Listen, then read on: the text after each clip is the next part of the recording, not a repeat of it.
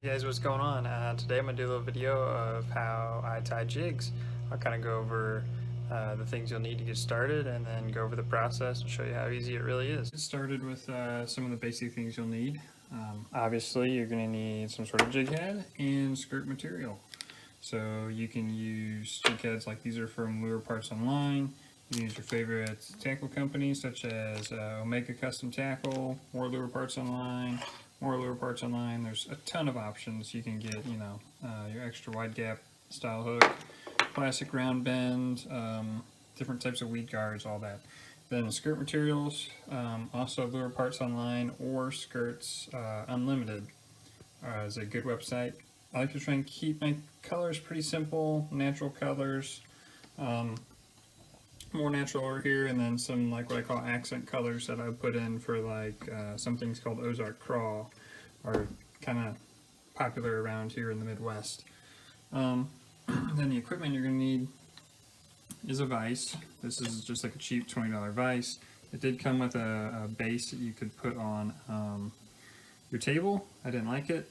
It didn't fit my workbench, obviously, so I just made a custom one on a piece of wood and put a clamp on it. It's pretty rigged up, but it works for me. Then you're gonna need some scissors. Really, anything works. These came from a fly tying kit that I had, and same thing with the bobbin. Also came in the fly tying kit. These are cheap and expensive. Something I do recommend. Just buying one. Look at this tip.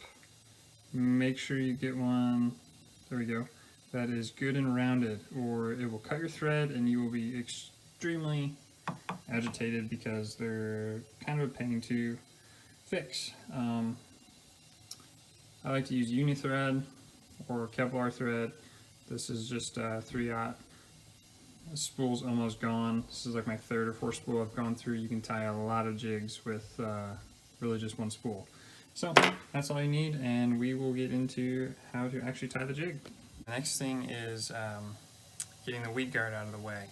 You can get jigs without the weed guard, and then you tie it and then glue them in after, but I think it's massive pain, and I think this is just a lot easier. So I actually use a paper clip that I bend into a specific shape for this jig head. Different jig heads will require slightly different shapes. It's something you just have to mess with and get one that works for you. It's all dependent on the angle of the hook eye in correlation to the hook shank. So you start it in the eyelet, bend this down, get your weed guard inside. So now it's inside your paper clip, and then you just take it and you bend it back like that, and it holds it perfectly out of the way.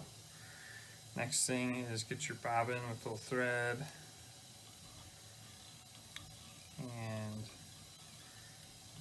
get a good base layer started.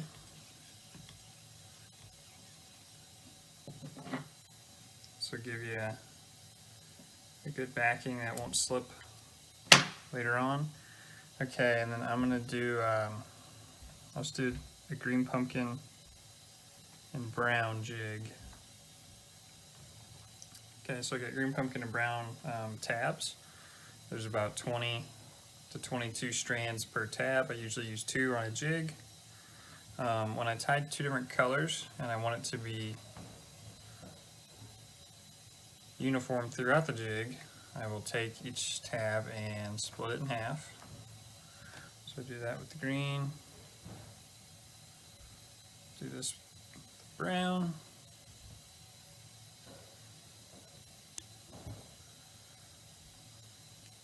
Okay, then I'll actually take it and I'll layer them. So I'll do like brown, then get my green pumpkin, then another brown, and then my green pumpkin. Okay, so you get them all in a nice little row, and you're gonna hold it up onto your jig. I like to make sure that my ends of my tabs are past the round bend of my hook, and then lay them on, and I make one loose kind of wrap and just let the weight of the bobbin hold it in place. Then you can take your skirt material, kind of run it around the jig. Then you can start doing some tighter wraps.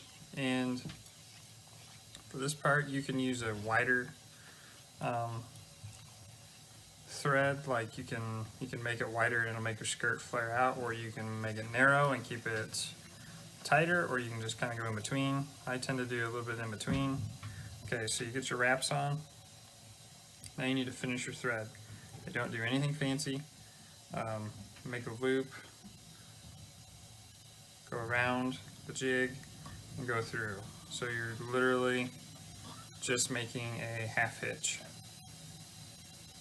with the thread, and I do that 3 times.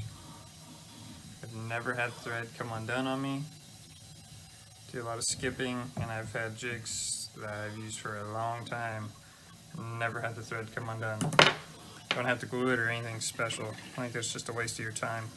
Okay, so trim your tag end on your thread, and your next step is going to be cutting your tabs. So you find your little spot where it's connected, cut it off. Do that on all your tabs.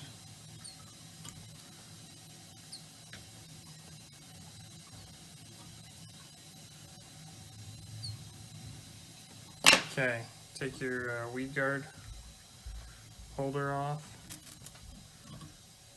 I usually take my weed guard and kind of bend it down a little. Take your jig out of the vise. Get your skirt material all situated. If you didn't get your material like perfectly around the jig, you can actually still move it and get it dispersed kind of evenly. Okay, now that's a jig, but it's too long for my liking. I like my